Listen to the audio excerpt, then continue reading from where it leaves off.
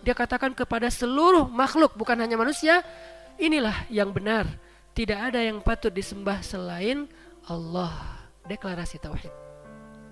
Yang kedua adalah izharus sya'air wa ta'rif bi anna ad-dar dar Islam. Sebuah syiar, pengumuman bahwa negeri ini negerinya kaum muslimin. Sepenting itu loh. Makanya azan hikmah azimahnya adalah izharus sya'air, menampakkan syiar eksistensi, wa ta'rif dan pengakuan bahwa ada kaum muslimin di negeri itu. Ada kaum muslimin di komplek itu. Ada kaum muslimin di kelurahan itu dan seterusnya. Apa hikmah disyariatkannya azan? Yang pertama, kata ulama, azan itu punya banyak hikmah-hikmah yang luar biasa. Di antara yang istimewa dari azan itu, yang pertama adalah i'lanut tauhid. Deklarasi tauhid. Azan i'lanut tauhid, deklarasi tauhid, wa tadhkirun nas bihi lailan wa naharan, dan mengingatkan manusia tentang deklarasi tauhid ini siang dan malam. Azan itu deklarasi tauhid, makanya kalimatnya Allahu Akbar, Allahu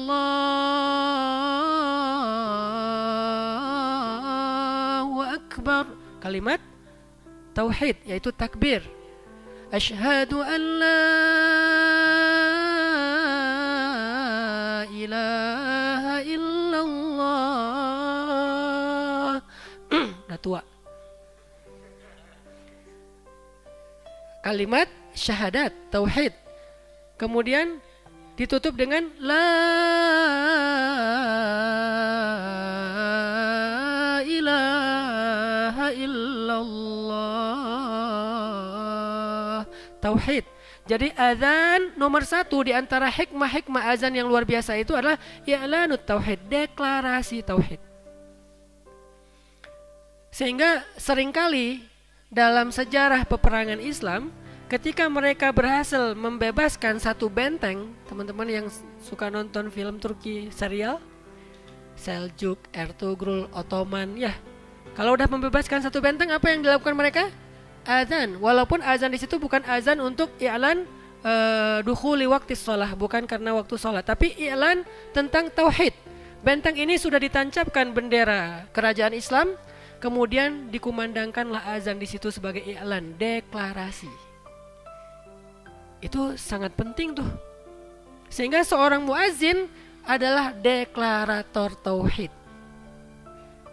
Yaitu para muazzin. Sekeren itu loh profesi azan itu. Profesi muazzin itu, tugas seorang muazzin sekeren itu. Dia mendeklarasikan tauhid kepada manusia. Asyhadu an la ilaha illallah. Dia katakan kepada seluruh makhluk, bukan hanya manusia, inilah yang benar. Tidak ada yang patut disembah selain Allah. Deklarasi tauhid. Yang kedua adalah izharus sya'air wa ta'rif bi anna ad-dar dar Islam.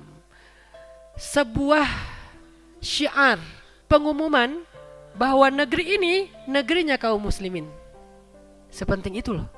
Makanya azan hikmah azimahnya adalah izharus sya'air, menampakkan syiar eksistensi, wa ta'rif dan pengakuan bahwa ada kaum muslimin di negeri itu.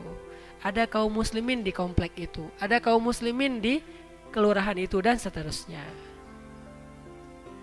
Tetap dengan kesantunan kita. Kesantunan di sini artinya dengan suara yang indah, dengan bacaan yang baik. Itu kesantunan kita. Makanya wajib seorang muazzin itu belajar irama yang indah tentang azan supaya menjadi perhatian bagi orang yang mungkin belum dapat hidayah. Bisa aja orang dapat hidayah gara-gara azan. Yang ketiga, ini yang mungkin sama-sama kita tahu bahwa azan itu hikmahnya ad-du'a lis-shalah allati hiyal falah. Panggilan untuk mengajak salat karena dialah keberuntungan. Falah itu kesuksesan, keberuntungan. Yang kita tahu di dalamnya ada kalimat hayya 'alal falah, dan Allah sendiri mengatakan Ista'inu bis sabri was shalah, mintalah pertolongan Allah dengan sabar dan salat. Berarti salat itu adalah jalan datangnya pertolongan Allah untuk kita berhasil, sukses dan bahagia. Azan mengingatkan kita tentang itu.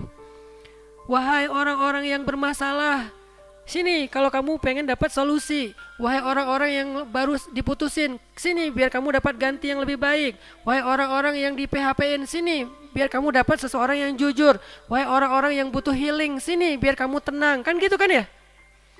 Jadi azan mengingatkan orang-orang supaya datang kepada hal yang menjadi kebaikan buat mereka. Itu yang disebut dengan ad-du'a lis-shalatil lati hiya al-falah. Karena salat itu adalah sebuah keberuntungan dan kesuksesan. Wa tambihun, dan menjadi peringatan bagi ghafilin hatta la yafutuhum hadzal falah, kepada orang-orang yang masih lalai supaya mereka tidak kehilangan kebaikan dan keuntungan yang ada di dalam salat itu. Makanya orang yang lagi azan itu harus di dalam suara lantunan azan itu banyak teks yang tersembunyi tetapi diwakili oleh irama. Dalam belajar ilmu maqamat itu sebetulnya kita nggak belajar lagi irama bayati dan segala macam. Kita lagi belajar pesan apa yang ada di balik irama itu. Ketika kita misalnya baca Alhamdulillahi Rabbil Alamin, apa pesan di balik kalimat itu? Atau Alhamdulillahi Rabbil Alamin, apa pesan di balik itu? Alhamdulillahi Rabbil Alamin, apa pesan di balik itu? Kan beda-beda tuh. Emang orang tahu? Tahu. Saya ketika saya jadi imam tahajud, saya tuh kayak DJ. Artinya saya yang mengatur ritme jamaah. Kapan mereka akan nangis? Begitu ayatnya tentang Ya ayyuhalladzina amanu tubu ilallahi taubatan nasuha. Apa teks dari makna dari kalimat itu? Bertaubatlah. Ketika bertaubat, nggak semua orang ngerti tentang maksud dari ayat ini apa sih. Mungkin sebagian dari teman-teman yang udah rajin ngaji tahu lah itu ayat taubat. Tapi yang nggak ngerti gimana? Saya akan wakili terjemahannya lewat nada. Sehingga orang yang gak ngerti ayatnya pun ikut nangis. Sering banget dulu saya tuh pas beres sholat orangnya datang ke saya, Ustadz tadi Ustadz baca surat apa sih, kok saya kena banget di hati saya. Karena saya menyampaikan pesan lewat nada. Itu yang kita pelajari untuk level nasional itu udah belajar filosofi nada, udah gak belajar lagi nama-nama nada. Saya juga udah lupa dengan nama-nama nada. Tapi filosofinya dijaga.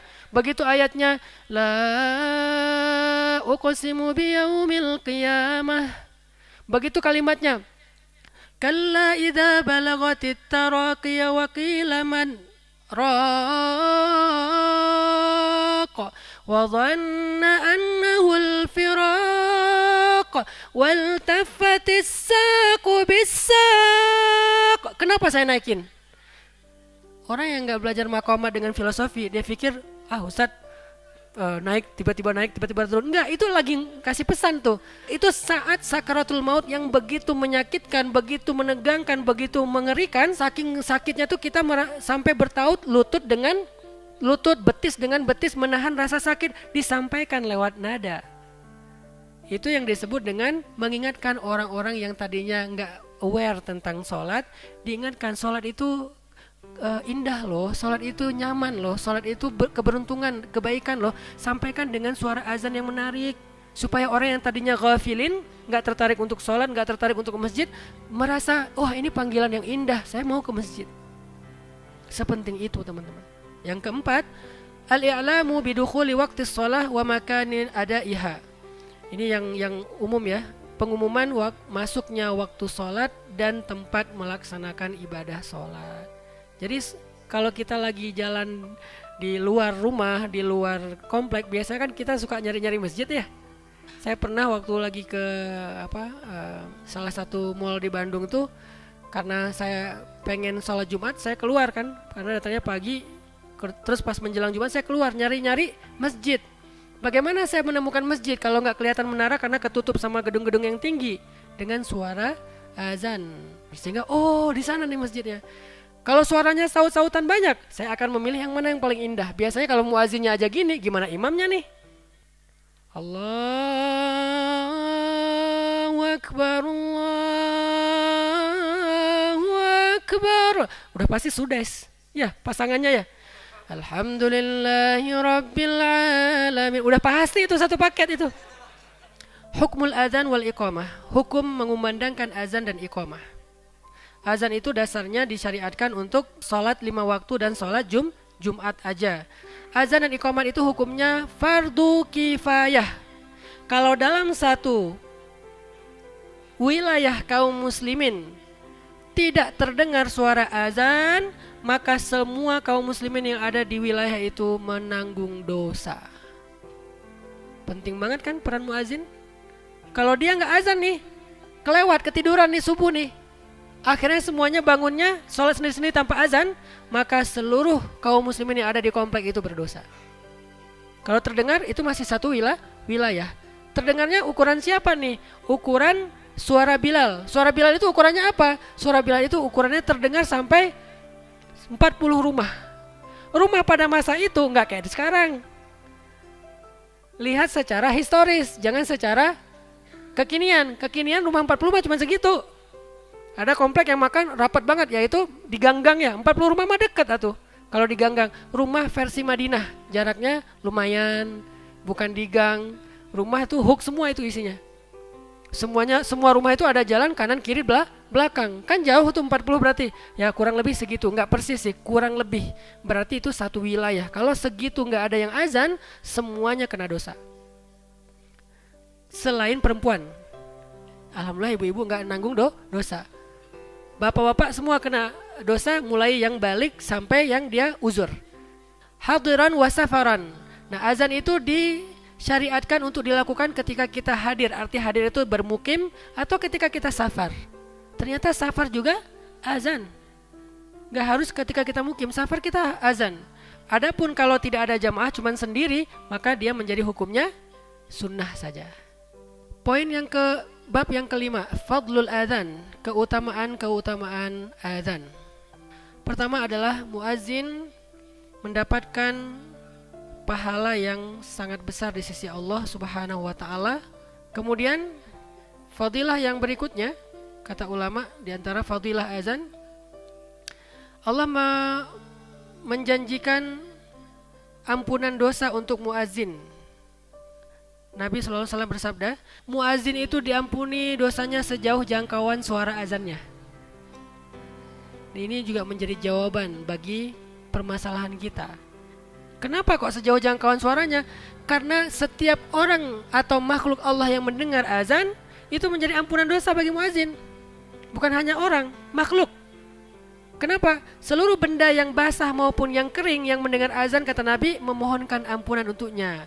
Makin banyak yang bersaksi, makin banyak dosa kita yang diampuni. Gara-gara, ya Allah saya bersaksi dia baik, ya Allah saya bersaksi dia pernah azan, ya Allah saya bersaksi dia pernah i'lanut tauhid, mendeklarasikan tauhid tentang engkau.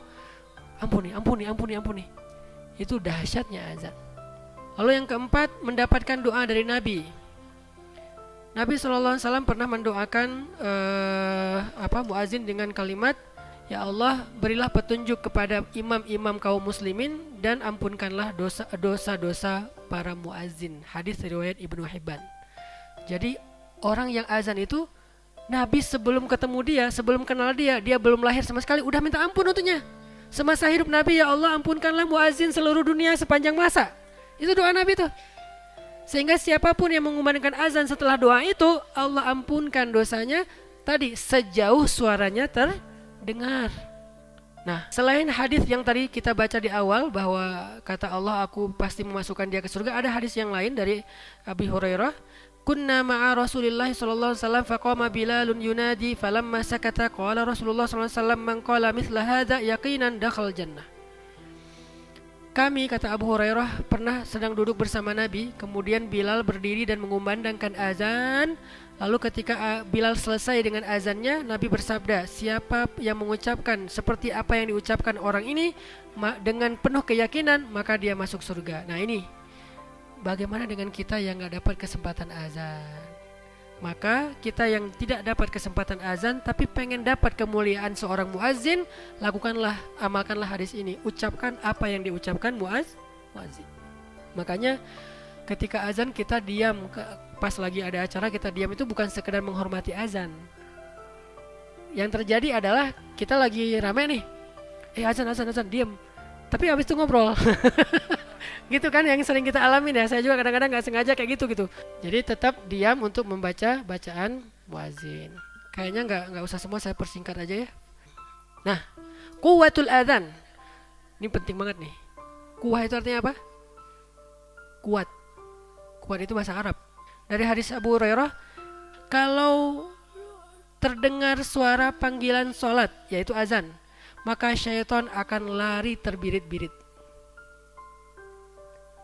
Kalau terdengar suara azan, syaitan lari terbirit-birit.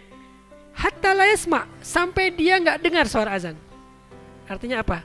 Kalau bisa bikin dia terbirit-birit sejauh mungkin. Gitu kan pesannya kan? Wah, masih kedengaran aja nih. Berapa desibel sih nih? Wah, lari lagi lari terus aja sampai akhirnya nggak kedengaran. Nah, kalau misalnya udah nggak kedengaran di satu masjid, datang masjid yang berikutnya. Allahu Akbar, Allahu Akbar. Lari lagi tuh. Sampai setan itu terusir ke tengah samudra. Hatta la yasma' ta'dzin. Sampai dia nggak dengar lagi suara azan. Fa'idha qadan nida akbal. Kalau udah beres semua azan di satu wilayah, datang dia tuh, balik lagi. Begitu nanti taswib itu as-salatu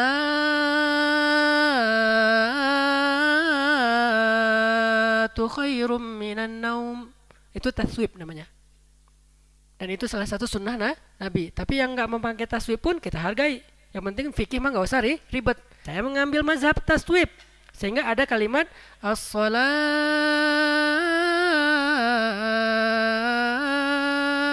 khairum minan naum. Itu lari lagi dia tuh, adbar lagi tuh. Tadinya mau ngapain dia?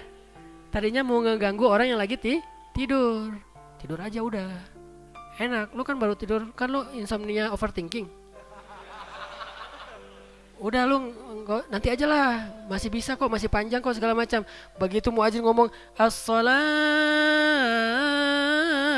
khairum minan naum, dia lari lagi tuh dari orang yang tidur. Itu pentingnya taswib, supaya membantu saudara kita yang mungkin kesulitan bangkit dari tempat tidur. Fa idza qadat taswib akbal. Kalau udah beres taswib dia balik lagi. Setan tuh emang gitu, petak umpet. Hatta yakhtira bainal mar'i wa nafsi, sampai dia mengganggu di antara manusia dengan pikirannya. Dia akan ingatkan kita, uzkur kaza, coba ingat ini. Sering gak nemu ide pas lagi sholat? Oh iya ya. Begitu tadi mikirnya panjang banget gak dapat. Begitu Allahu Akbar, nah bener, nemu aja ide tuh. Entah apa-apa ide. Dan idenya kadang-kadang gak satu. Si setan itu terus-terusan ngingetin kita dengan ide-ide yang brilian. Dan setan juga gak bodoh-bodoh amat juga sih.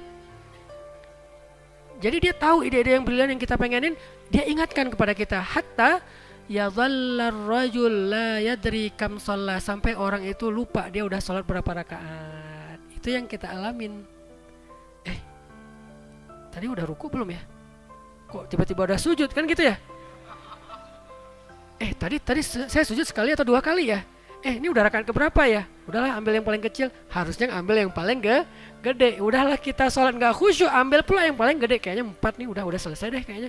Ambil yang paling kecil, kayaknya 3 deh. Ya udah tambahin 1 rakaat lagi.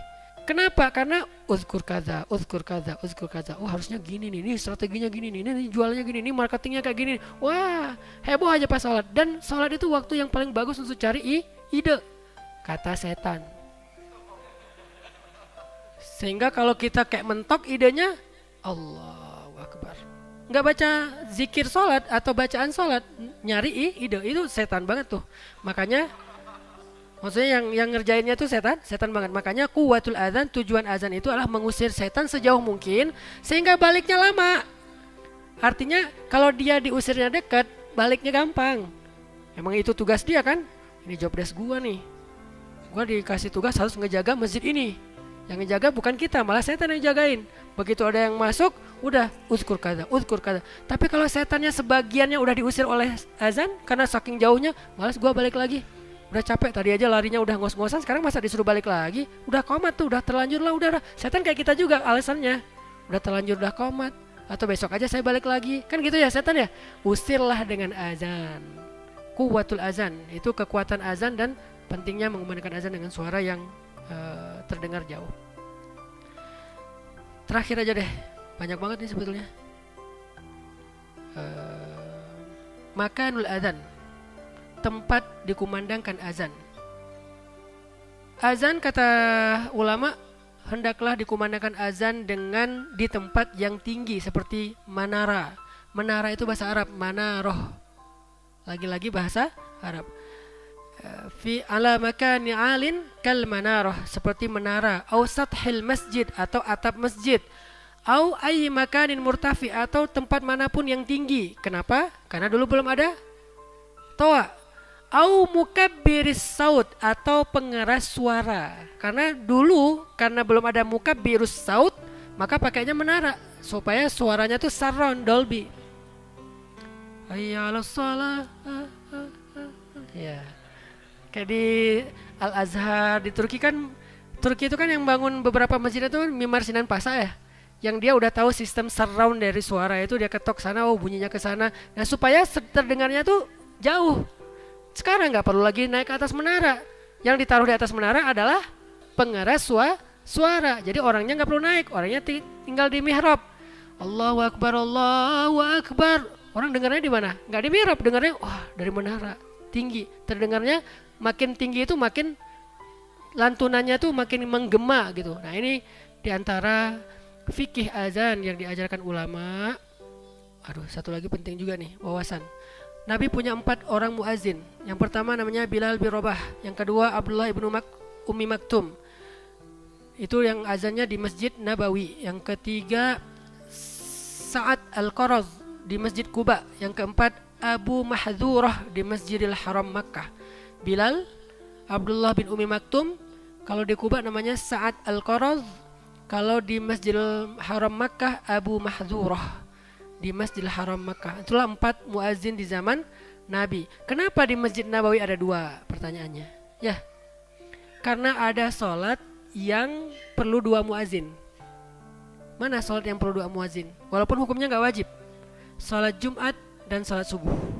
Sholat Jumat ada azan pertama, ada azan kedua. Walaupun ada mazhab azan sekali aja, nggak masalah karena ini hukumnya sunnah saja. Azan pertama jaraknya dengan azan kedua sewaktu orang bisa mandi lalu berjalan ke masjid. Mungkin beberapa tempat di kita azan pertama dan azan kedua hanya sebuah rutinitas ya. Habis azan pertama sholat 2 rakaat, azan kedua ya. Harusnya azan pertama itu pengumuman bentar lagi Jumat nih. Belum masuk Jumat itu, belum masuk waktu.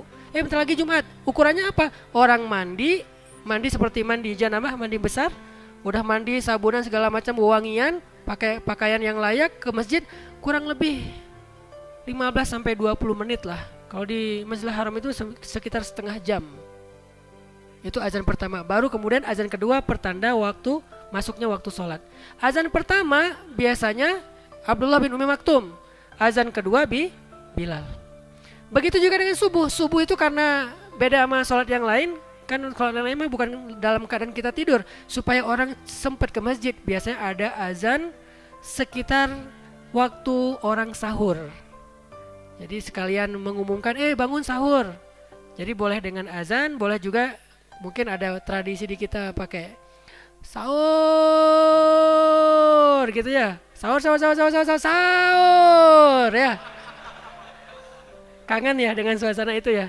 Mangga lah, nggak masalah. Tapi alangkah lebih baik lagi azan pengingat untuk bangun sahur. Tujuannya untuk bangun sahur ya. Kita harus tahu tujuannya dulu biar tahu timingnya tepatnya kapan. Jangan azan pertamanya imsak. Begitu azan baru juga segini. Bukan, itu tujuannya ngebangunin orang biar sahur. Nanti azan yang kedua udah imsak itu. Walaupun ada juga mazhab yang imsak itu memang azannya bukan imsak, suara apa biasanya? Suara sirine atau kasih tahu imsak misalnya. Ya nggak apa-apa lah. Itu sebetulnya tradisi kita supaya nggak telat daripada masuk dalam waktu subuh, nggak masalah juga. Tetapi kalau yang dilakukan di zaman Nabi itu azan dua kali. Mudah-mudahan nanti kita pas belajar fikih azan bersama-sama di Masjid Nurul Falah di bulan Ramadan, kita akan belajar fikih syurutnya azan, sunanul azan, pembatal azan dan seterusnya. Itu akan dibahas dalam pelatihan azan. Mudah-mudahan ini bisa kita lakukan di bulan Ramadan ini. Di atas semua itu agar ini menjadi tren, syiar, lalu akan berjalan di seluruh Indonesia insyaallah. Sekali lagi, jazakumullahu khairan jazak, barakallahu fikum. Semoga Allah memberikan kita ilmu yang bermanfaat, ilmu yang bisa mengangkat derajat kita, ilmu yang akan menurunkan dan menggugurkan dosa-dosa kita, ilmu yang bukan untuk kita pakai sebagai kaca pembesar mencari kesalahan orang lain, tetapi untuk menjadi cermin melihat kesalahan diri kita sendiri. Barakallahu fikum. Wassalamualaikum warahmatullahi wabarakatuh.